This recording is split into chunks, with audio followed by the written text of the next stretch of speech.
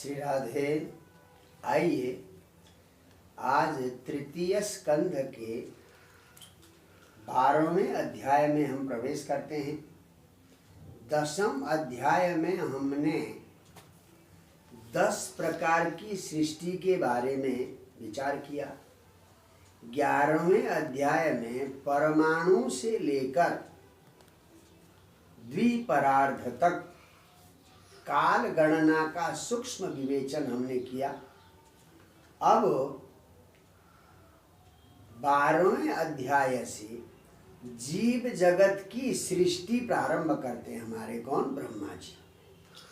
देखिए, सबसे पहले ब्रह्मा जी ने अज्ञान की 5 वृत्तियों का सृजन किया। 5 प्रकार की अविद्या का सृजन किया। किसने? ब्रह्मा ने। यानी तमोगुण प्रधान मन से ब्रह्मा जी ने अपनी छाया से, ससर्ज छाया विद्याम, अपनी छाया से 5 प्रकार की अविद्या का सृजन किया। वो 5 प्रकार की अविद्या कौन कौन सी हैं? ससर्जाग्रेन्धता मिश्रम अथता मिश्रमादिकृत महामोहम च मोहम च तमश्चाज्ञान वृत्तयः। ये अज्ञान की वृत्तियां हैं। ये 12वें अध्याय का दूसरा श्लोक है। देखिए, सबसे पहले अंधतामिश्र। अंधतामिश्र कहते हैं अभिनिवेश, किसी वस्तु के प्रति हमारा अत्यधिक दुराग्रह, ये तो हमें चाहिए ही चाहिए। ये क्या है? अंधतामिश्र है। और तामिश्र है द्वेष, किसी से आपको ऐसी दुश्मनी, तो वो तामिश्र कहते हैं द्वेष को। महामोह कहते हैं किसी के प्रति राग। महामोह कहते हैं अत्यधिक अनुराग, इसके बिना हमारा काम ही नहीं चलेगा। और मोह कहते हैं अस्मिता, यानी उसके प्रति अत्यंत मोहित होना, ये मोह है। और तम है अविद्या।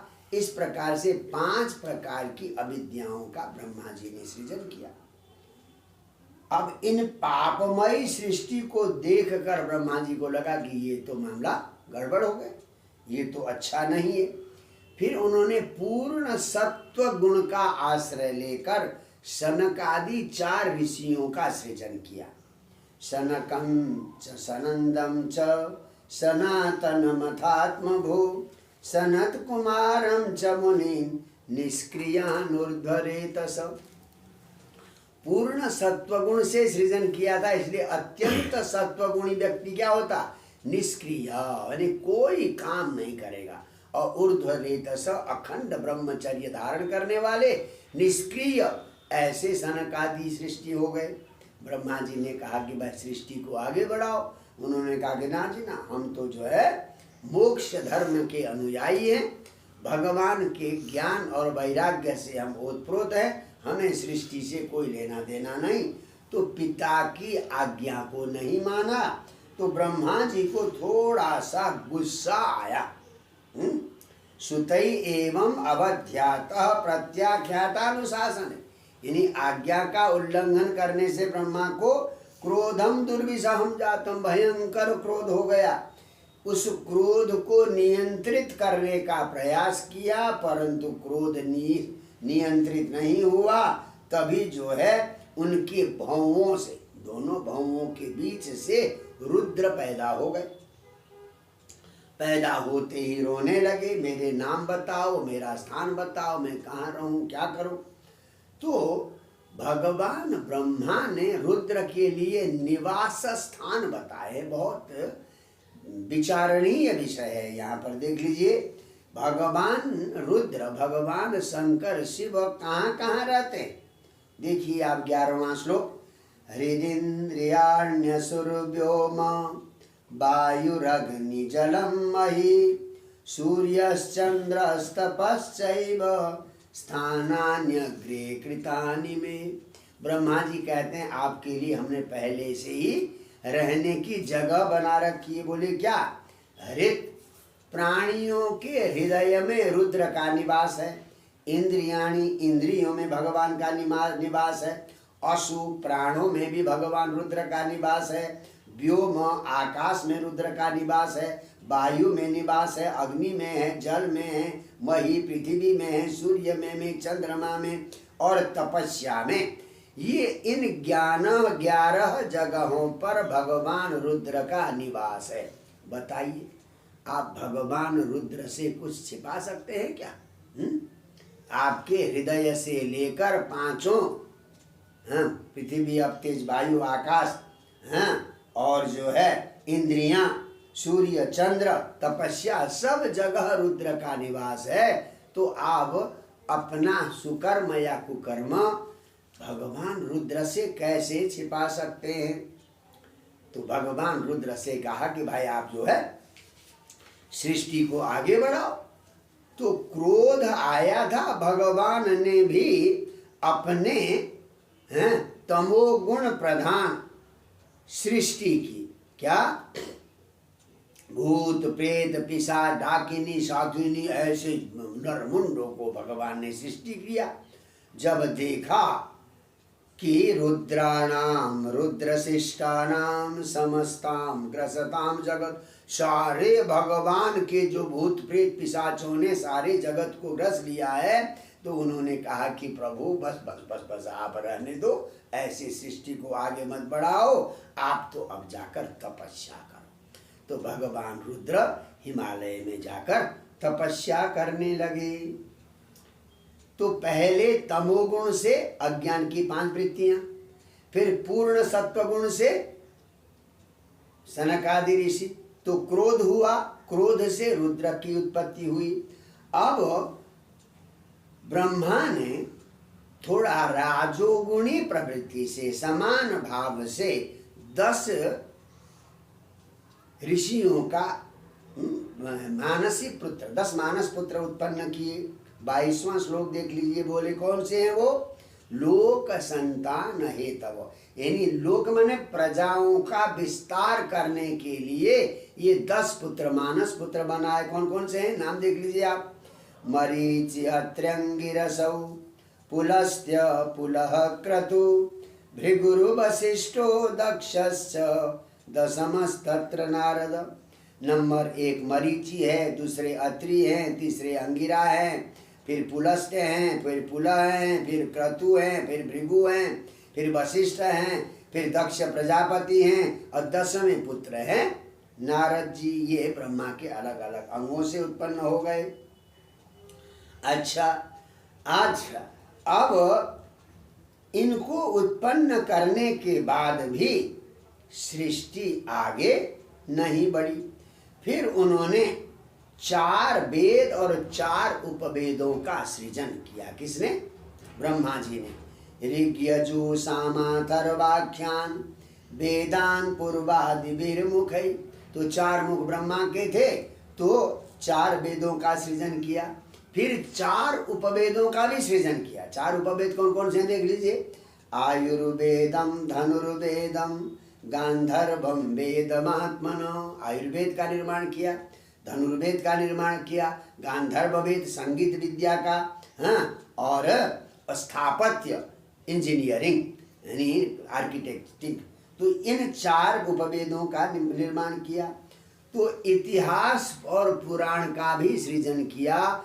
इसको 5वां वेद कहा जाता है। इतिहास पुराणानि पंचमम वेदमीश्वर। इतिहास और पुराणों को 18 पुराण और महाभारत आदि इतिहास को क्या कहते हैं? 5वां वेद कहते हैं। फिर उसके बाद उन्होंने 4 वर्ण और 4 आश्रम बनाए। 4 वर्ण ब्राह्मण, क्षत्रिय, वैश्य, शूद्र।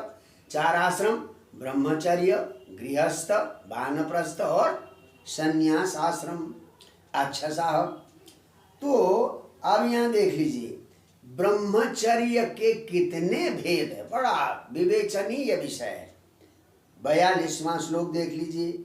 सावित्रम प्राजापत्यम च ब्राह्मम चात बृहद्रथा तथा। 4 प्रकार के ब्रह्मचर्य होते हैं। एक सावित्रम, विवाह के बाद 3 दिन तक जो ब्रह्मचर्य का पालन किया जाता है, त्रिरात्र, उसको कहते हैं सावित्र ब्रह्मचर्य। और एक होता है प्राजापत्यम, 1 वर्ष तक जो ब्रह्मचर्य का व्रत पालन करे उसको कहते हैं प्राजापत्य ब्रह्मचर्य कहते हैं। और ब्राह्मण जब बटुक वेद अध्ययन के लिए गुरुकुल में जाता है तो 12 वर्षों तक ब्रह्मचर्य व्रत का पालन करता है, उसको क्या कहते हैं ब्राह्मण। और वो जीवन भर जो ब्रह्मचर्य का पालन करेगा उसको कहते हैं बृहत, उसको बृहत व्रत कहते हैं। जैसे भीष्म पितामह ने हनुमान महाराज ने जो व्रत स्थापित किया था। उसके बाद गृहस्थियों के लिए भी नियम बताए। वार्ता संचयशालीन शिलोंच इति यद गृहे।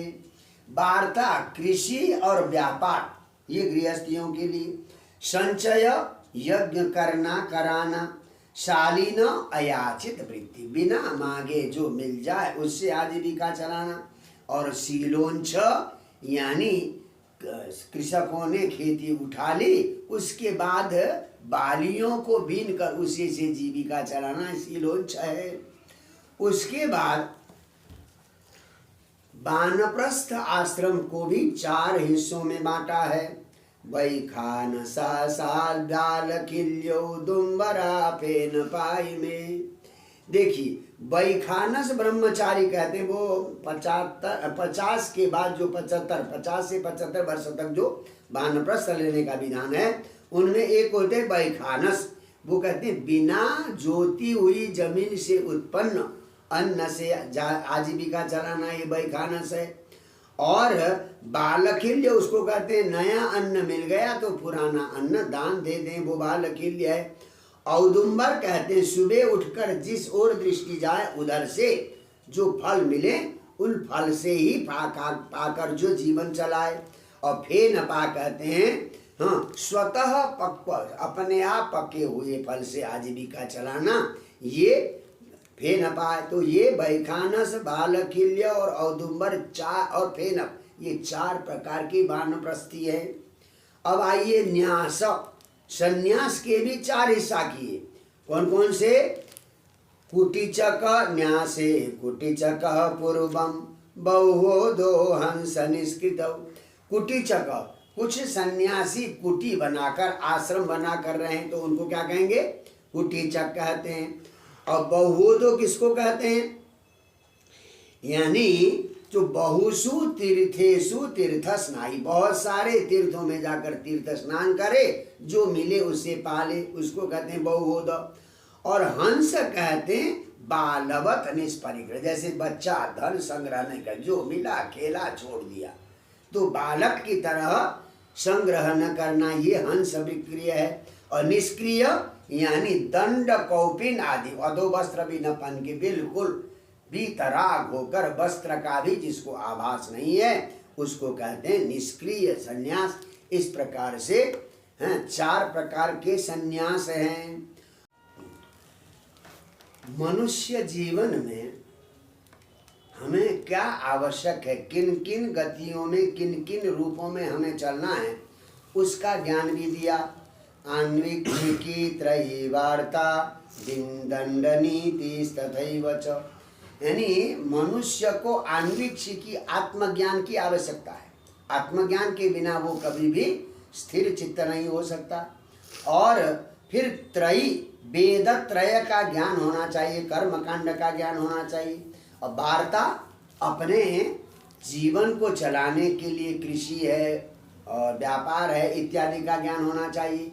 और दुष्टों को उद्दंडों को दंड देने के लिए दंड नीति भी होना चाहिए।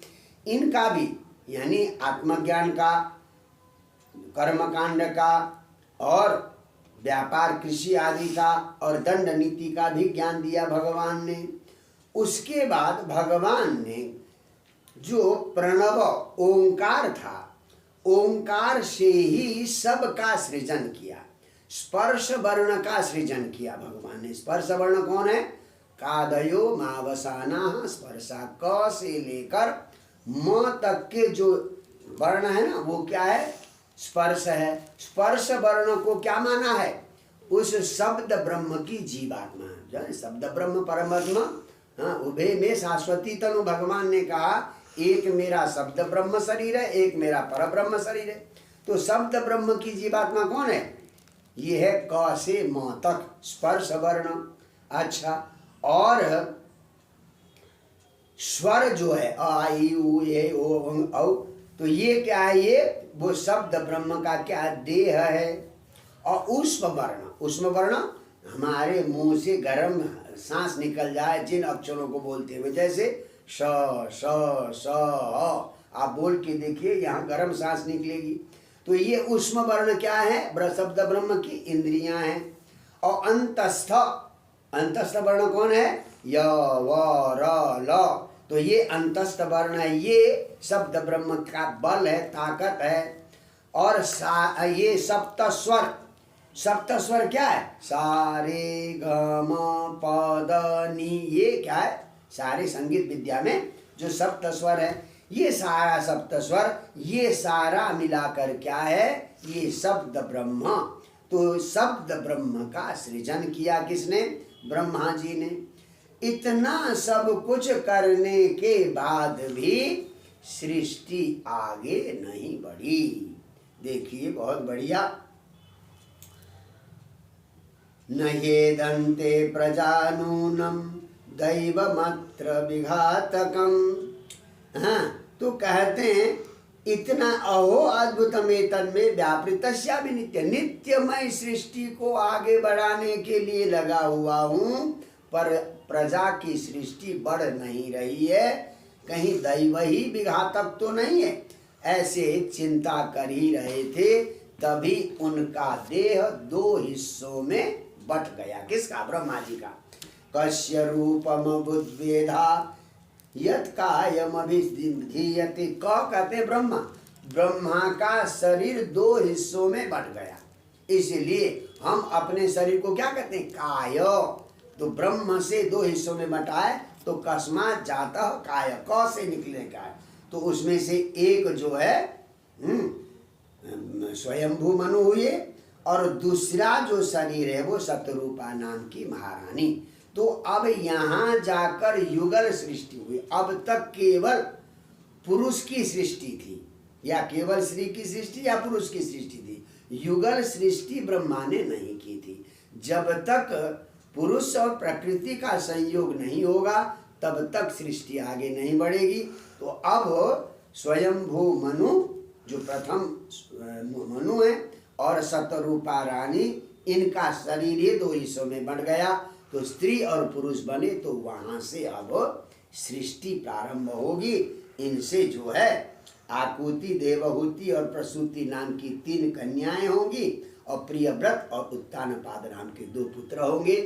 इस प्रकार से इतना प्रयास करने के बाद जब युगल को सृजन किया, स्त्री और नर और नारी को सृजन किया, तब सृष्टि के आगे बढ़ने की संभावना बढ़ी। जय जय श्री राधे।